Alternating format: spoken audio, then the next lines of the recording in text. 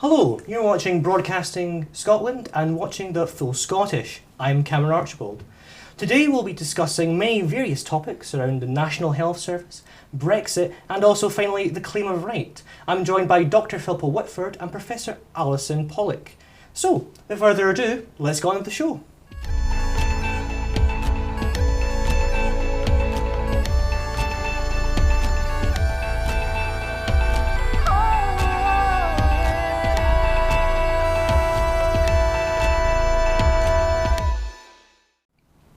Happy birthday, not to me, not to you, not to anyone in this room, but to the National Health Service. Over 70 years old now, beginning after World War II, it is known as the crown jewel of the welfare state. So why is that? I'm going to turn to yourself, Professor Allyson Pollock. Obviously you have a great understanding of the economics behind the National Health Service. So why is it seen as the crown jewel of the welfare state? Well, prior to 1948, there was no National Health Service, so healthcare was really distributed not according to need, but according to ability to pay. And there had been experiments in trying to introduce a National Health Service from 1912 onwards, Lloyd George. But the two big wars meant that people really wanted, and they had fought for a National Health Service, and it came in as part of the welfare state. So that was very important. We had an Irons-Bevan commitment to give people freedom from fear of healthcare bills. And that was an extraordinary achievement. Scotland had begun that experiment a bit earlier with the Highlands and Islands. But actually, and also in the Second World War, people for the first time with the Emergency Health Service had an experience of being able to access healthcare not on the ability to pay. So this was an extraordinary moment when the welfare state was brought in, and the NHS was part of 5 pillars to slay the 5 giants of poverty, ignorance, disease, idleness and squalor. And so the NHS is a symbol. And it was copied. It became the welfare state, and the NHS was really important. It became the model maker for countries throughout the world that all wanted a better future for their citizens. And so what we had with the welfare state was the Beveridge Report, which came out in the early 1940s, sold out within minutes, and it became the template for many countries throughout the world. And the NHS was just one of those 5 pillars of the welfare state, and that was brought in 1948 by Irons-Bevan as a health service that would be publicly funded, publicly owned, publicly accountable and publicly provided. And it became, as I said, the model maker for countries throughout the world, and indeed many countries in Europe like Italy, Greece, Spain, Portugal didn't actually put in their National Health Service until about the 1970s and 1980s. But many of them modelled themselves on the UK NHS. Obviously, when it comes to the National Health Service, a lot of work by all the staff also run it. It's immense, and many people can't really get their head around it. But you yourself, Dr. Philippa Whitford, you have worked within the NHS. Can you maybe tell us about your experience and maybe the work that staff do to help those in need? Well, I spent 33 years as a surgeon, particularly a breast cancer surgeon, and I think regardless of the difficulties that the 4 health services may face, in actual fact, the majority of patients who go to a GP, go to an accident emergency, go for elective surgery, will actually have superb treatment because the staff at the front line utterly believe in what they do, utterly care about what they do. The problem is, as time has progressed, and some of the principles of the healthcare system, particularly in England, have been undermined, what you have is that the swan on the surface is having to paddle harder and harder and harder. Now, all 4 systems face 3 big challenges, which is increased demand. Now, everyone blames that on an ageing population, but it isn't just. When I qualified, we had Victorian hospitals, we had Nightingale wards, we had actually quite limited treatment for many conditions. We now have modern hospitals. We have a huge number of new treatments, new scanners. I saw the first CT and MRI scans go in. So the increased demand isn't just because of an ageing population, although that's part of it. It's the fact that we can do a lot more. We have, and we have this as well in Scotland, workforce shortages, and that puts pressure on the rest of the staff that are there, and in particular as a contributor to things like waiting times and so on that the public get very frustrated with. And then the third challenge is tight finances. You know, the NHS has always been struggling and kind of hemmed in by its funding. But what we've seen between 2010 and this year is the average funding to NHS England was about 1.2% per year, whereas if you go back all the years to 48, the average was 3.7%. So literally the NHS has been on a diet of gruel for the last 8 years. And because of Barnett consequentials, that affects all the devolved health services as well. When it comes to the National Health Service, obviously it's different for each nation because it's run by different governments. In Wales, it's largely run by Labour. It's largely run by the SNP in Scotland. It's run by the Conservatives down in England. Allyson, can you identify maybe the differences between each nation and what one nation is doing maybe better, or what one nation can we learn off the other? You're quite right to point to the differences ever since devolution, really, because Wales and Scotland have chosen to do go their own route, the key difference now between England and Wales and Scotland is that England no longer has a National Health Service except in name, because in 2012 it brought in the Health and Social Care Act, which is the abolishing act. So quite extraordinarily, while Scotland and Wales have held on to their National Health Service and the key principles that enshrine it, which is access to services, not on the basis of ability to pay, publicly funded, publicly owned, publicly private and publicly accountable, England is going a completely different route, and it's beginning to remodel its health service along American US lines. And the reason why that's so serious is it has a number of implications. Basically, England is opening the door to large transnational, multinational healthcare corporations who are not only just designing and building the hospitals and services, but they're now taking over all the clinical care, and that includes nursing, psychiatry, mental health services, physio, you name it. They're coming in and looking for billions of pounds of contracts. So that actually is opening the door, and it puts Scotland in a more vulnerable position, especially when we begin to have Brexit and trade agreements. The second issue is that England is now beginning to blur the boundaries between what is actually funded publicly through an NHS and what is privately funded and provided by patients. And as you get that blurring of the boundary, the risk is there will be less and less money coming in from the public funding purse, and more patients will be expected to pay for their care, because what's happening in England is services are beginning to be rationed heavily and denied to patients, so that patients either go without or they're actually they're being denied care or having to pay out of pocket. And that actually, once you get a big funding squeeze, as Westminster has done, that has huge consequences for Scotland and Wales and Ireland and Northern Ireland as well, because once you switch off the funding to England, the funding switches off for the rest, and you've seen it with higher education, for example.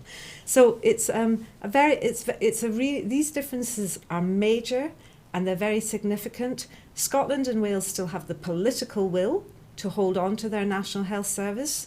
In England, it's largely symbolic. The political consensus has broken down. And remember, we only get an NHS because of public will and the political will. And if the political will goes, then you lose your National Health Service. And I think that's the key difference, a really important difference between Scotland, Wales and England. But this brings enormous threats in the future. I just want to follow up on 2 points you raised there. So you spoke about how in England it's becoming more of a US type system. For those who are not really fully aware of the US system and all they really know is about the fact that it's run privately, what are the major differences if you're going to the National Health Service in the UK whilst going to health services in the US? And secondly, Theresa May would argue that throughout the recent years the NHS has seen real terms increases in spending. Would you agree that's the case? And if so, why? And if not, why? Okay, so the US is known to be the most expensive, most unfair system in the whole world. And it's one of the richest countries, and it's the most expensive. So it's as a percentage of GDP, it's roughly around 18% of gross domestic product, compared with between 7 and 8% in the UK, which is spending on healthcare. Now, it spends a lot of money on public health care, but nearly between 30 and 50 million people are denied access to health care because these are often the working poor that can't afford to take out private health insurance, because it's largely a system that's based on private health insurance with some public funding for the very, very poor and for people who are aged over 65, so that's the Medicare system. It's also delivered mainly by private health insurers and private for-profit corporations, and many of these companies are now coming into the UK. It's a very expensive system because markets have never delivered public health, universal health care in any part of the world. And there are huge costs because you have all the costs of running a market, but also you have all the costs of the profits and the returns to the investors and shareholders. So it's the shareholders and investors that decide what care is going to be provided and who gets care. And there's great cherry picking so that they only want the profitable services and profitable conditions and treatments. So the UK, English NHS, is now beginning to import all, through its legislation, the design of this system, and it's really terrifying, which is why you see these big marches and big campaigns taking place. Philippa, when, Allyson makes a point that a lot of the funding to the NHS is, the tap of it is kind of being squeezed, there's less money going in, but you also raised the point as well that, throughout the years you've seen updates in the buildings for National Health Service, the technology is being updated. So in your personal experience, in a bit more detail, can you explain maybe the difference you've seen, and have you seen with less funding through Barnett Consequentials coming to Scotland for the NHS, in terms of a real term cut, have you seen that, be a hard cost for National Health Service, or actually is the NHS in Scotland doing quite well? Well, once the money is allocated in a Barnett Consequential and goes into the Scottish budget, it's actually up to the Scottish Government what they do with it. So they have protected the NHS in Scotland. So in actual fact, the Scottish budget's been cut about 8.4% since 2010, whereas in actual fact, the NHS in Scotland has had almost a 10% rise in real terms. So, the NHS has done well in comparison to many other departments.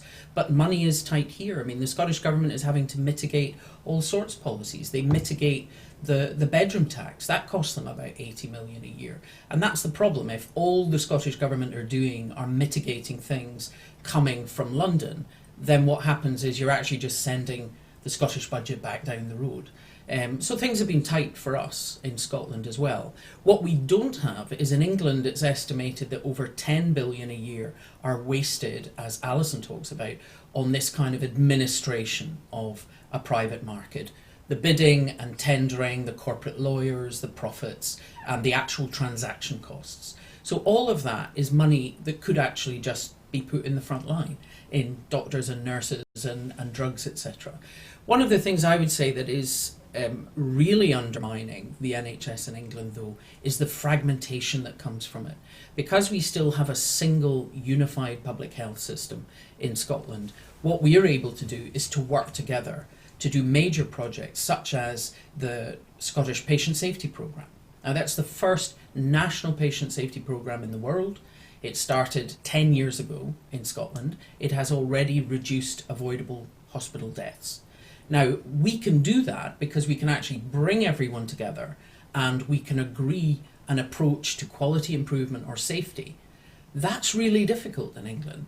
You don't get Debenhams and Marks and Spencers sitting down and discussing how to serve customers better because they are competitors. So if you have an NHS that's based on competitors, cooperation goes out the window, and that makes it even more expensive. We've gone down the line of integration and cooperation.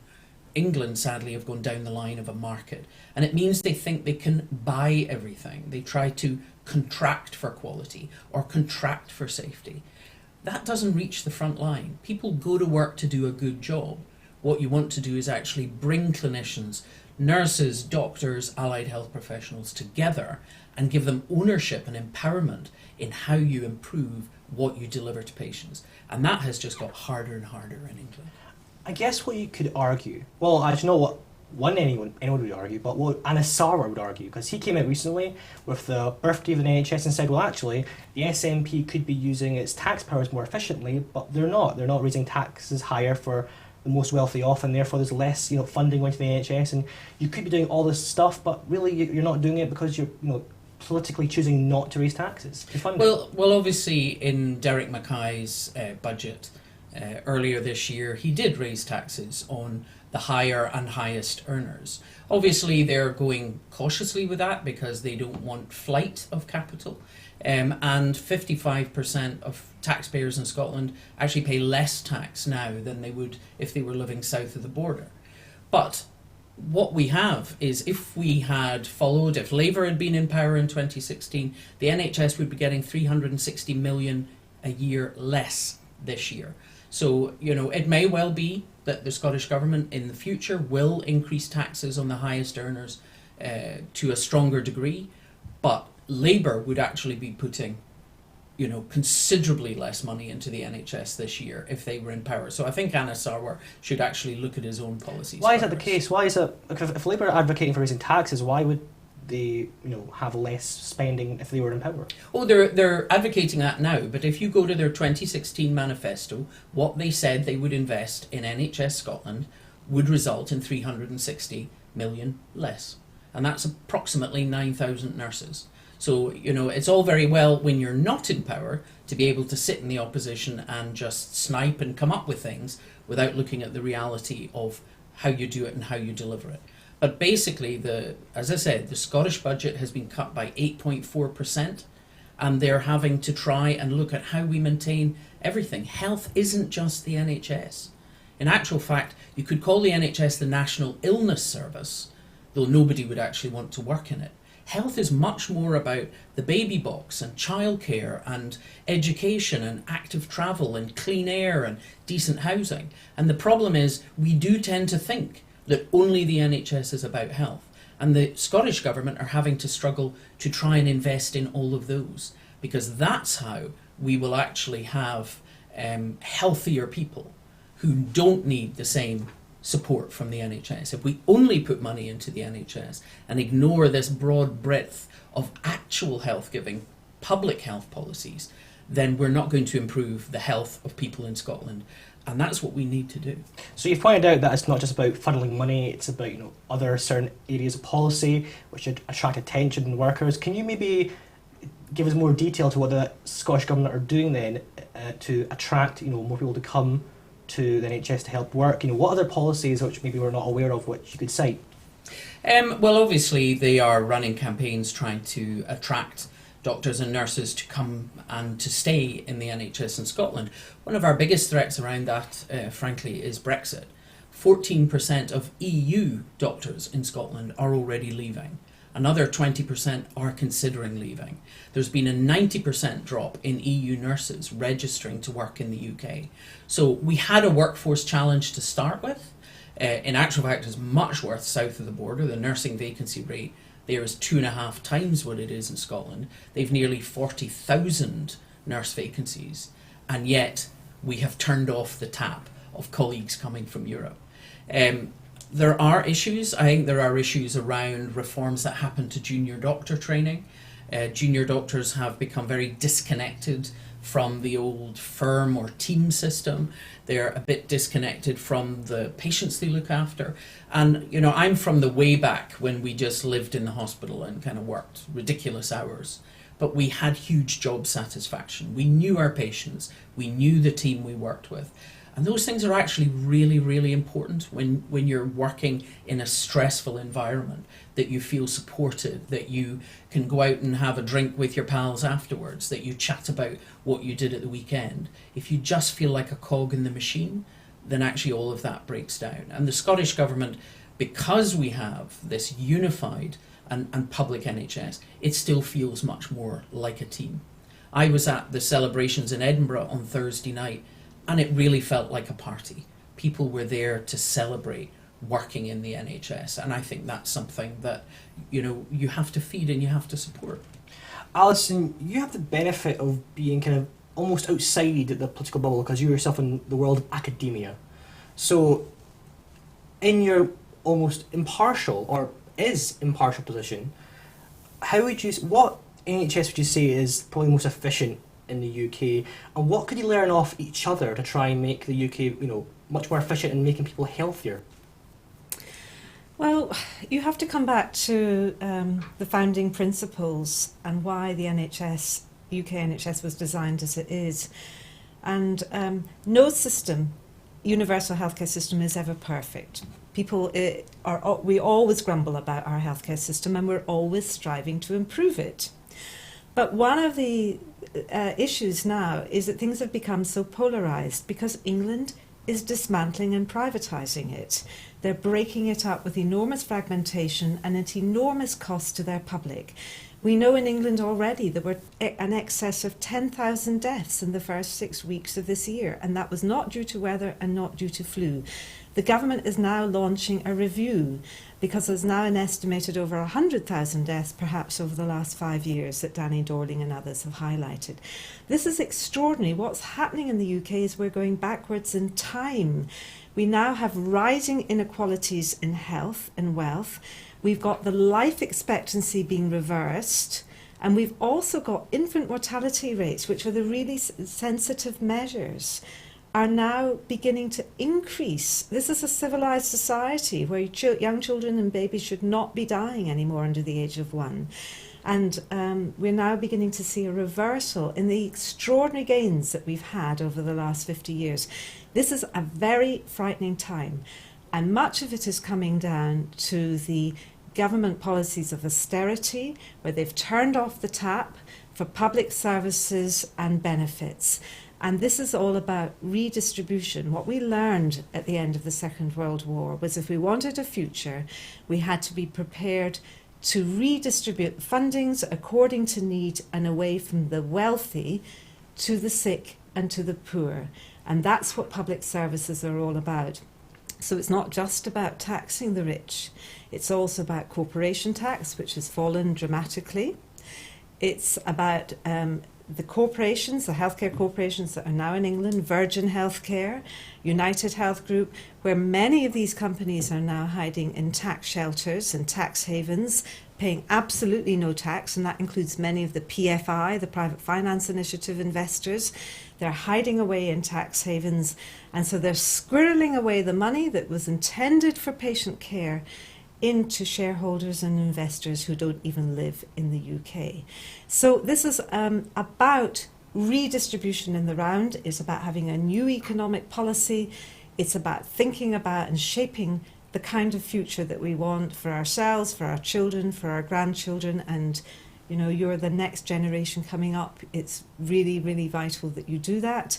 And we don't just focus on the NHS, but as Philippa says, we think about the benefits in kind, we think about housing, we think about education, and above all, we focus on the rights of the child, because children are being given a very low place. And I think we've got a lot to learn from Scotland, where Scotland is beginning to think very seriously about economic, social, cultural rights and the rights of the child and the rights to health.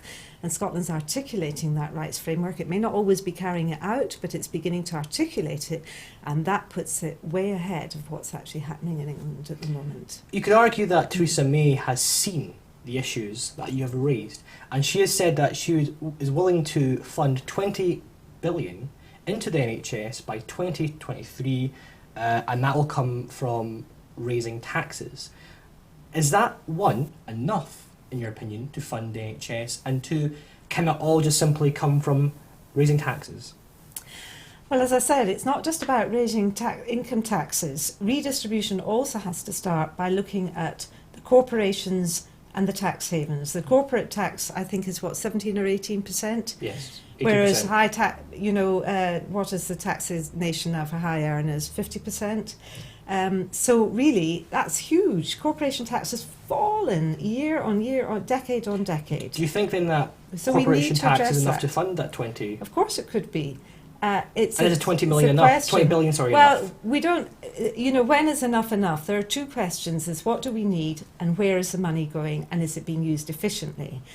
And that is what we should be focusing on in our health service. And the other issue, of course, is, are we paying too much for some things? So the PFI contracts obviously should be opened up. We're squandering hundreds of millions and billions every year, which is going out to shareholders and investors.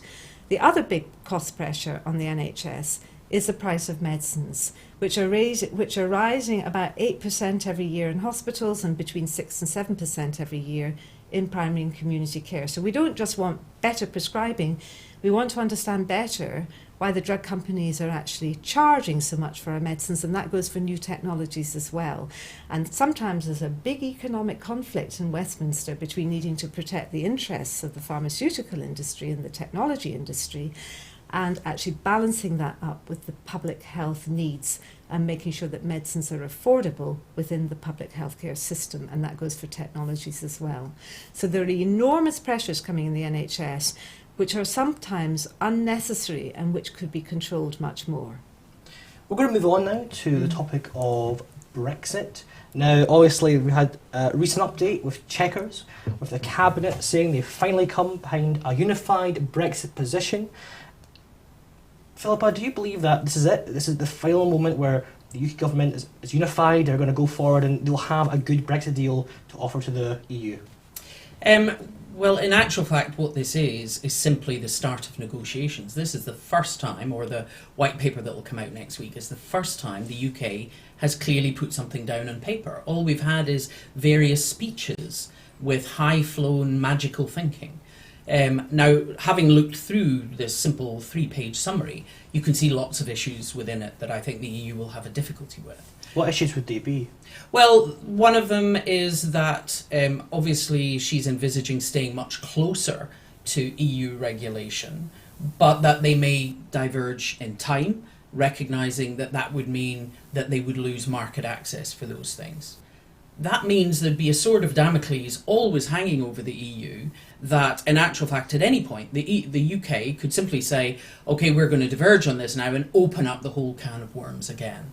I think underlying that, much more basic, is of course the single market for the EU is based on the kind of 4 pillars that you have: freedom of movement of people, capital, services and goods. Now the UK is wanting, in essence, freedom of movement of goods with no checking, no barriers, no customs, no anything. Now, a free trade agreement, as with Canada, is fair enough, and it is nearly always goods based. But what the Prime Minister is talking about is a free trade area. So we're asking the EU to create a whole new thing just for us, and to have something pretty similar to the way goods move around at the moment, including just-in-time supply chains in aerospace or the car industry. Now, the problem that they will have with that, and the reason that that is unlikely to solve the issues of the Irish border, is if you can have Argentinian beef or hormone-fed American beef coming into the UK, supposedly branded for UK consumption. Or chloride chicken.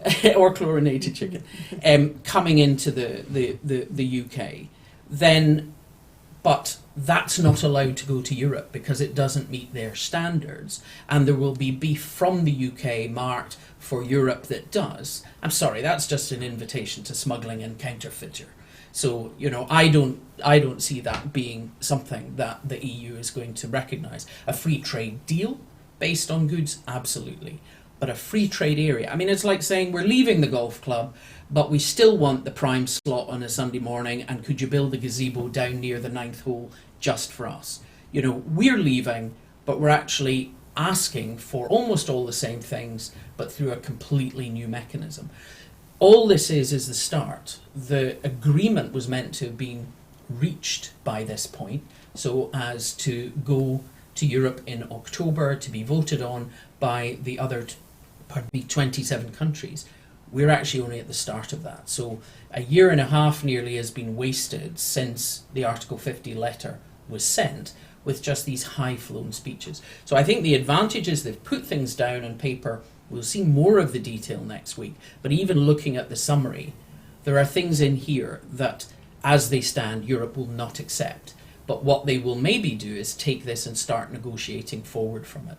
What is in here that I think is a big step forward is she has committed to accepting the backstop to prevent a border on the island of Ireland. And that is treating the whole of Ireland as a single entity from the point of view of goods coming in, etc. They were fighting that off. She says she will accept it because she thinks she's going to get something better that will solve the problem of the border. I don't think that's the case, and I don't think Europe is going to allow that the UK leaves and then just comes with this completely new system that the EU is meant to agree to and invest and set up, because frankly that would cut the legs off from underneath the EU itself. Allyson, when it comes to Brexit, we knew earlier on there was a lot of worry about TTIP when it came to the EU negotiating a deal with America, but that was scrapped pretty much and Donald Trump was very much opposed to it. Is there, in your opinion, a risk when it comes to public services in the UK with Brexit? If so, why is that the case? So, trade agreements are a process of negotiation and deals. And the trade negotiators for different governments, the big attraction of the transnational corporations like pharmaceutical industry or the food industry or the prison industry is actually opening up. What they want is countries to open up their public services so they can grab the tax dollar, tax pound, tax revenues.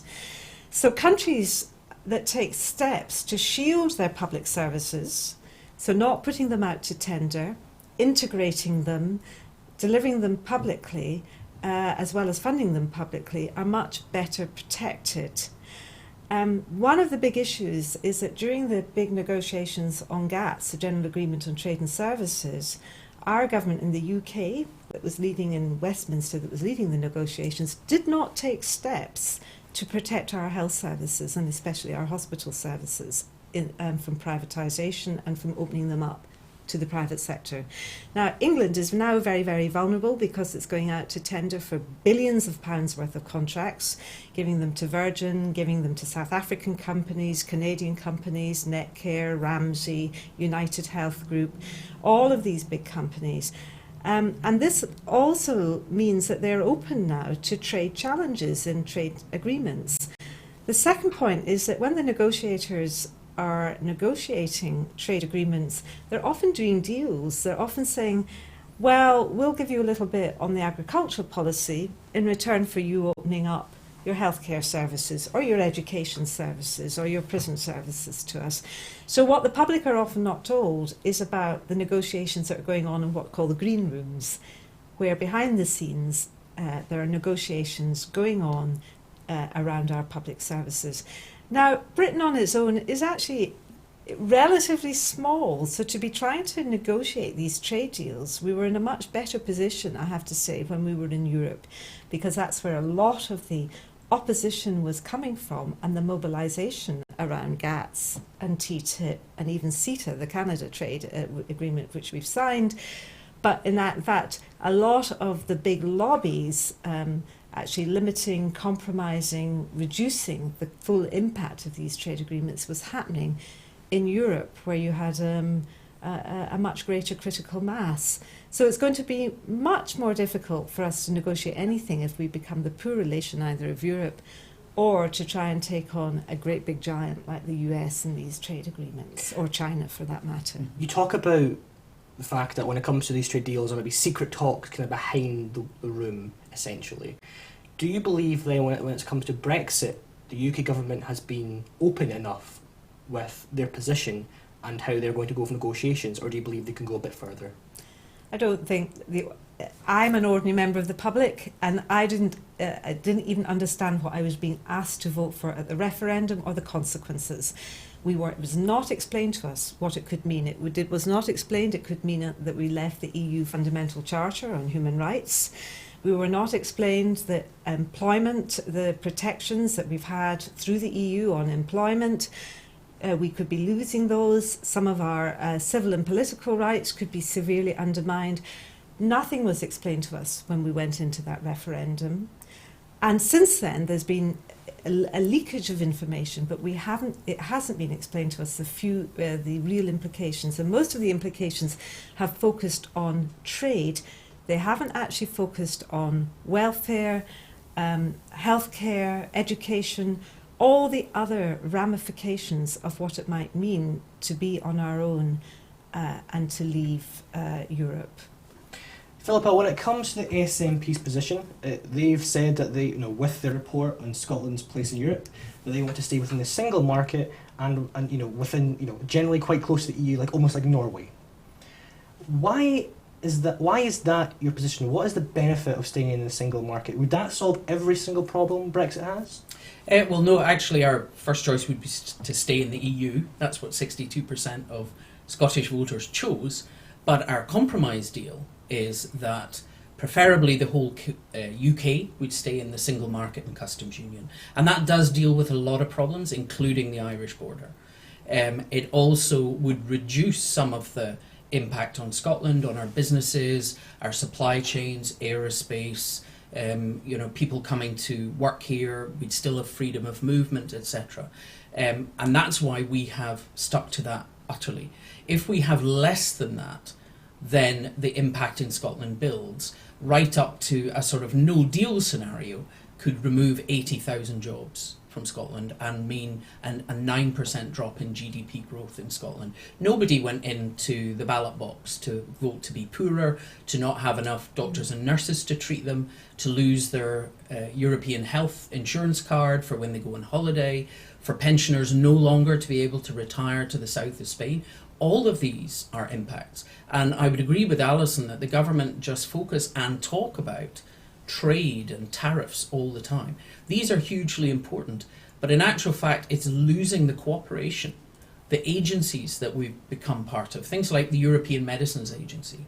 A new cancer drug goes through one licensing process for the entire of the EU, 500 million people.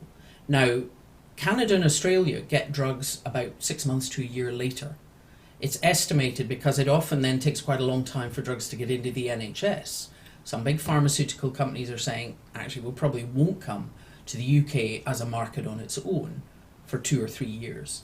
That means our patients are going to lose out. And it's these kind of things. It's the cooperation that we've had in Europe that is the biggest impact.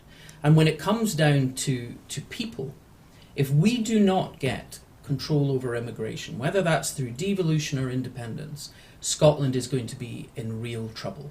It's not just a matter of the doctors and nurses we need, the academics and teachers. We actually need younger people. We need people who are having families, who are having children. Our working age population is dropping again. And with the obsession of numbers of immigration and shrinking immigration that is the policy in Westminster, that would actually be appalling for Scotland and would shrink our economy. So our first choice would be to be in the EU, but the single market and customs union are what has allowed the free movement of goods, Edinburgh to be a huge financial centre, people to come and work in our health services and do research in our universities. So hanging on to them doesn't keep everything. There's still differences between the kind of Norway model and the EU, and some of them are quite significant.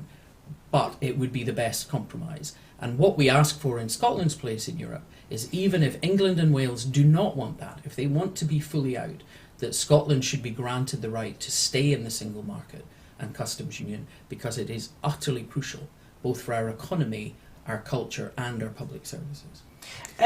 Could I just add that none of us are pretending that Europe is perfect at all. I mean, there are problems over transparency, accountability, democracy, and also the focus.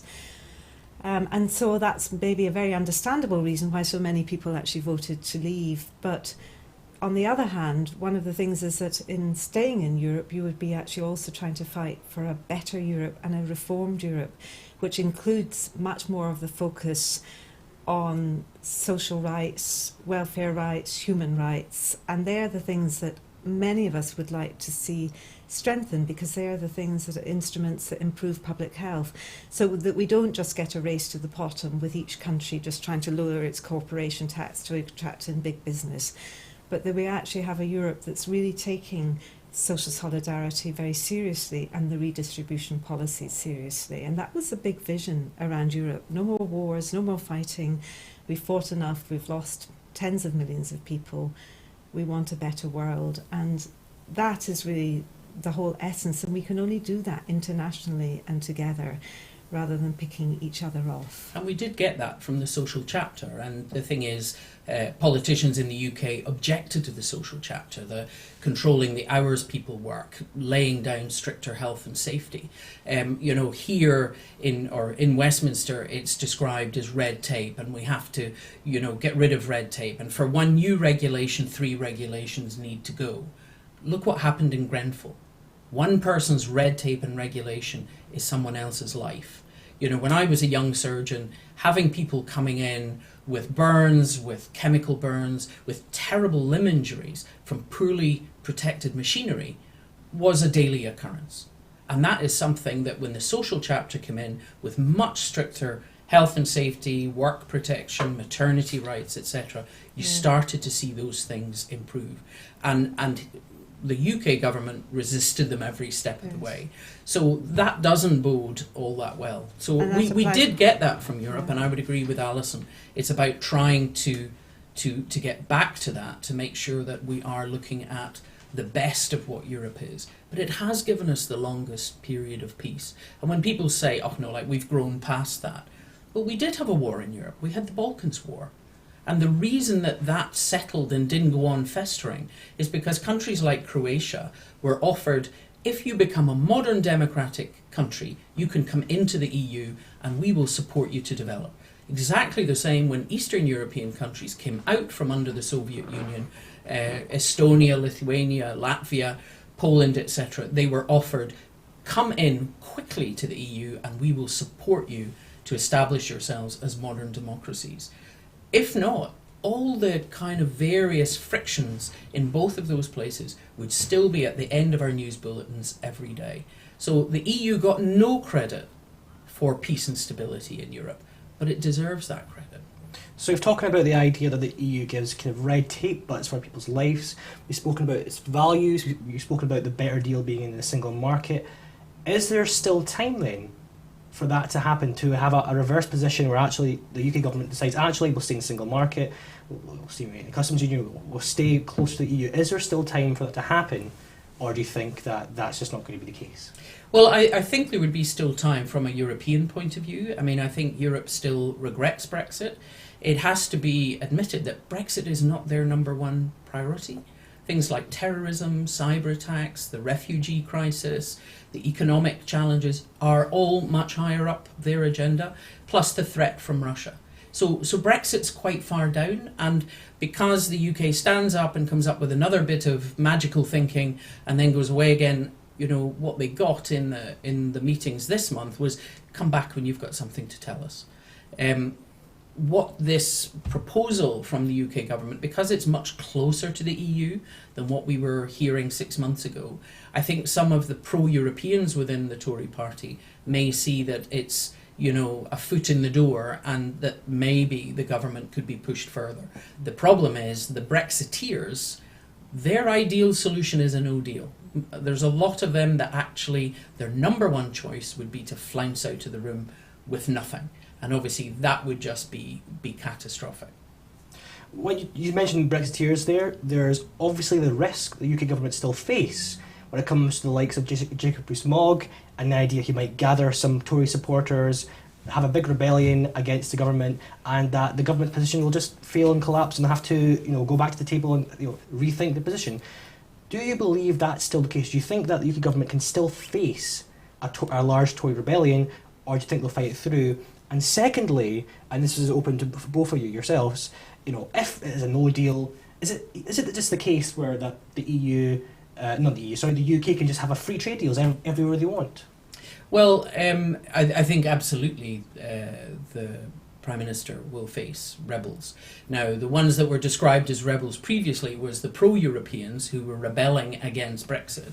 But there's about 60 in the European Research Group led by Jacob Rees-Mogg who are, if you like, the Brexiteer ultras.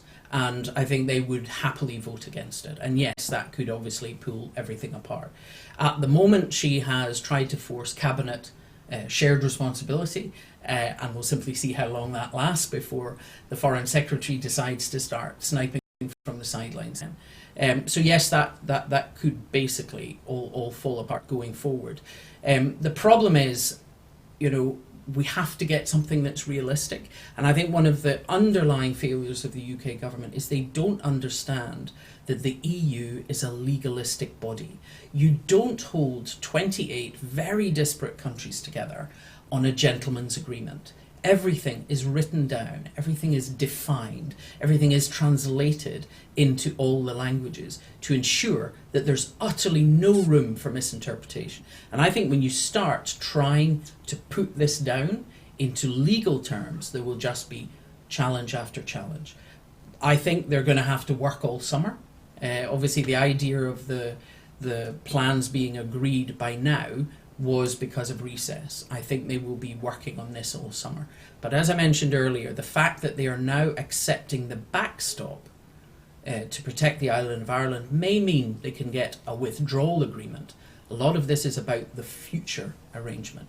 But just crashing out and ending up on World Trade Organization rules, the tariff on lamb is 40%. That would utterly destroy Scottish, sheep farming. The things within that is not a place you want to be. And if we were crashing out with no kind of controlled arrangements at all, that would leave over 3 million European citizens here, 1 million British citizens in Europe, not knowing what their rights were or what their position was. So I think a no deal is definitely something that you want to avoid. The question is this the start of a reality coming in and the UK government accepting they need to go closer to Europe? But with 60 Brexiteer ultras on the back benches, obviously this is going to face a very rough ride. Allyson, I ask yourself a similar question.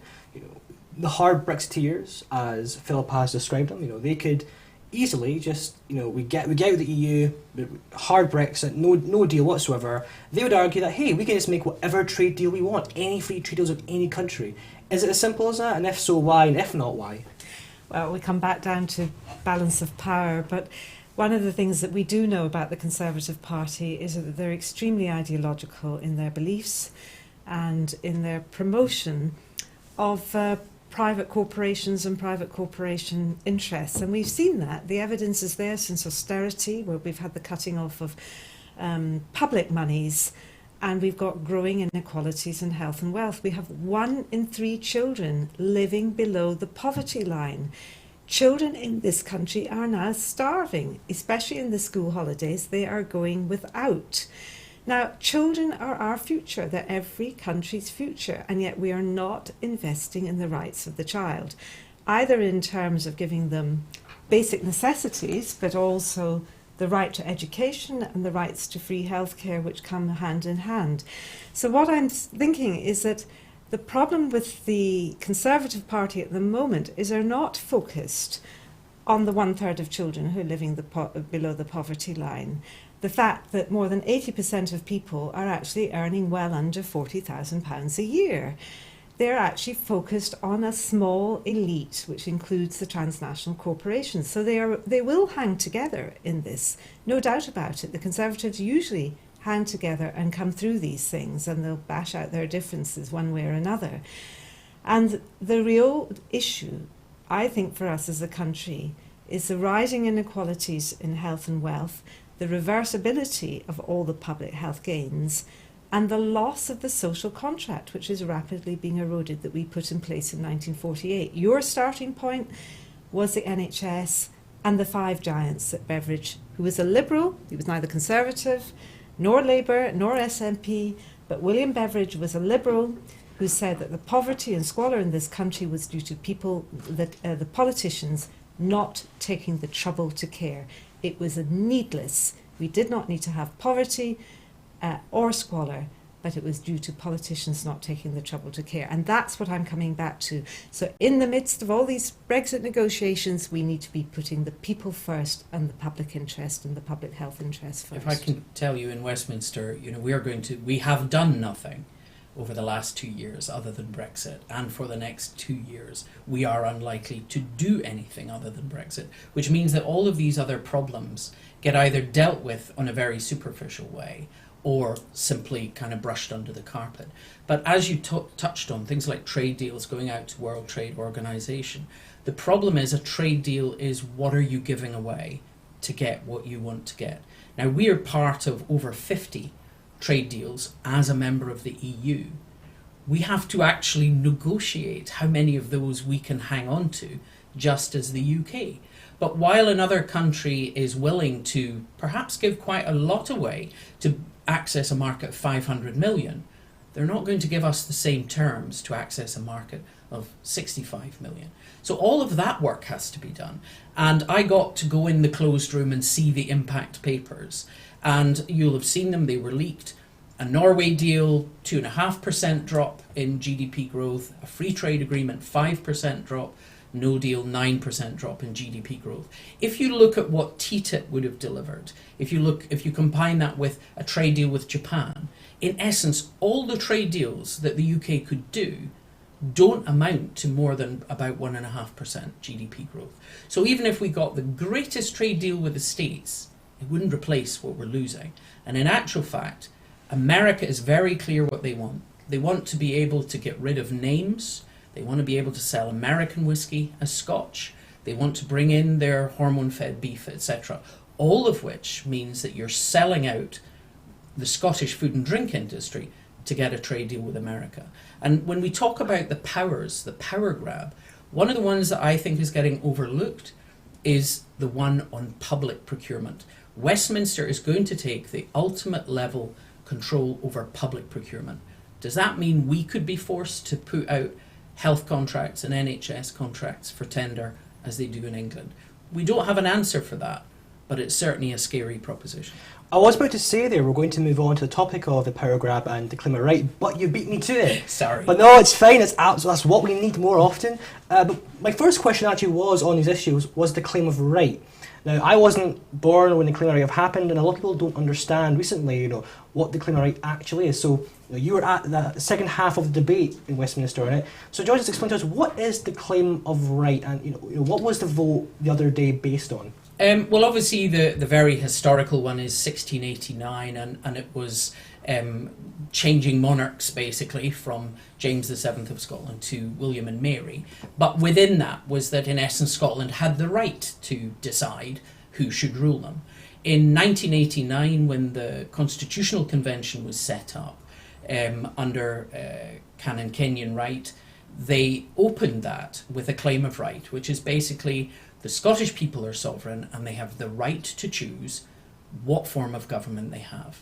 And basically that means that, it's up to us if we want to be an independent country, if we want a monarchy, if we want proportional representation, what kind of system of governance we want is up to the Scottish people. And that was signed up to in 1989. It was reaffirmed in a debate in 2012 in the Scottish Parliament, and the debate that we had on the 4th of July was debating that in Westminster. And what was surprising was the number of Conservatives, Scottish Conservatives, who stood up and said, oh yes, of course we could accept the claim of right. They were the ones who were utterly against it in 2012. They were the ones who didn't accept it at all. Now, the SNP didn't sign it in 1989 because they felt the Constitutional Convention should consider all options, and it did not consider the option of independence. But in 2012, and long before that, all the parties other than Conservatives had come to support the claim of right. So what we were doing was debating that in Westminster. The government did not oppose it, and therefore that motion passed, that this House recognises the claim of right of the Scottish people. Allyson, you can maybe argue that you could see a similar situation with the rest of the UK and Brexit. So you could argue that there's a claim of right for those with the Remain, mainly the Remain campaign, but others who have swung to the Remain side since Brexit and going, actually, you know what, I fancy a second EU referendum, and it's the right choice for the people of the UK to have another chance to vote on it. Would you support that kind of idea of having a second referendum for the people's vote? Well, these are political decisions, and I think it will depend on the groundswell. But I think the real point to make is that this was the most uninformed referendum anyone has ever taken place in. The question was badly framed. There was almost no information given out to inform people what it actually meant and what the consequences were, and people still are only picking up the pieces. And it's highly questionable why we even had this referendum in the first place. So if we were going to have another referendum, it would need to be, in order to be publicly accountable, the politicians failed in their duty in informing people. They would need to make sure it was a properly informed referendum. The independence question, this is very different from the independence question when it was about sovereign nations. This is a really major issue, and if the political decision is taken to have a referendum, let's hope it will be properly informed. I mean, basically the referendum came about because in 2015 David Cameron thought that they would lose the election because UKIP would take a lot of their anti-European and more right-wing voters. So he promised the referendum to try and win them back. UKIP can't give you a referendum, I can. He assumed he would be in a coalition, I think, and therefore thought he'd be able to blame the Liberals on not delivering that. He didn't wriggle out of that. They delivered a referendum. They excluded young people who have the biggest interest, greatest amount to lose, and they excluded EU nationals for whom this is existential. They then had, as Allyson said, a very short, very primitive campaign. On one side, and I blame the Remain side as well, in that, George Osborne and others, it was just the sky will fall.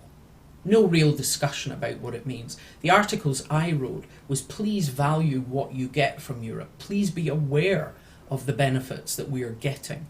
And we didn't have any pro-European story coming from Westminster at all. And of course, on the other side, it was just sound bites. Take back control. Brexit means Brexit, and anti-immigrant. And the other problem is that we've had decades of anti-EU media coverage. It's all been about the negatives and not the positives. So actually, no wonder the Brexiteers and many people were very ambivalent about which way to vote. This was not always an easy decision, but it was partly fed by decades of anti-EU sentiment, which was all about what we're putting in and not what we're getting out. So there was no discussion about the subsidies for farming or for fisheries or for the poorest areas in the country and economic regeneration. None of that was discussed, and yet there has been extraordinary investment as a result of some of the EU policies targeting, through social solidarity, some of the areas of greatest need. But the media have been almost oblivious to that, as have the politicians. So that was, again, feeding into, as you say, partly the UKIP nationalist and anti-EU sentiment. So we've never had the proper balance and the proper facts put. And as I've said, Europe is not perfect at all. There's an awful lot to do to change it and to change the focus from always being about trade to being about welfare and public health. But actually, the public have been singularly uninformed of some of the major achievements and benefits we've had, not least in employment policies and employment rights. They've been where some of the greatest achievements have occurred. I mean, one of the differences you talk about a Norway-style deal, one of the things people are probably less aware of between if Scotland ended up with a Norway deal or in the EU, all of these solidarity funds, all this regional development money that comes to our local authorities, that's part of the EU. It's not part of the EEA. Norway doesn't get anything like that. And when they're talking about, we should have another EU referendum, and I find it so hypocritical when it's the Liberals that talk about that, who are so utterly against a second Scottish referendum, even though the entire UK landscape is totally changed, is that for us, it would have to be on different terms. For us to go out and campaign and ask people in Scotland, come out and vote again to stay in Europe, knowing that your voice will be just as ignored as it was first time around. The Scottish Government will be just as excluded from negotiations. I'm sorry, unless a second vote was on a very different kind of setup, I can't see why we would support it. I think what people should see from the power grab, from how Scotland has been treated, how our decision to stay in Europe has been ignored, is in actual fact, you need to be in control of your own future. Before we finish up, I just want to ask yourself, Philippa, because you're an MP obviously, have you heard many opinions from your constituents based on the claim of right or more recently the power grab? What is the mood from your perspective on the ground on these issues? And do you believe that the claim of right debate in Westminster will change the vibe of the debate with the Yes campaign and the SNP when it comes to independence? No, I think it's more the power grab that people are aware of. I think people saw we were promised a debate on the devolution part of the withdrawal EU withdrawal bill on 4 occasions, and it didn't come forward. It then went to the Lords, where we don't sit, and indeed no Scottish MP can influence, and we were told when it comes back there'll be lots of time and you can debate and amend it then. It came back, it was allocated 15 minutes, all used by the Minister. The utter disrespect that's been shown for Scotland led to the SNP gaining 5,000 new members in 24 hours. So in actual fact, people understood that. People realised that control over agriculture and fishing and GM crops and fracking and public procurement will sit at Westminster. And therefore, these areas that have been devolved for 20 years will be able to be much more influenced by Westminster. And people don't want that.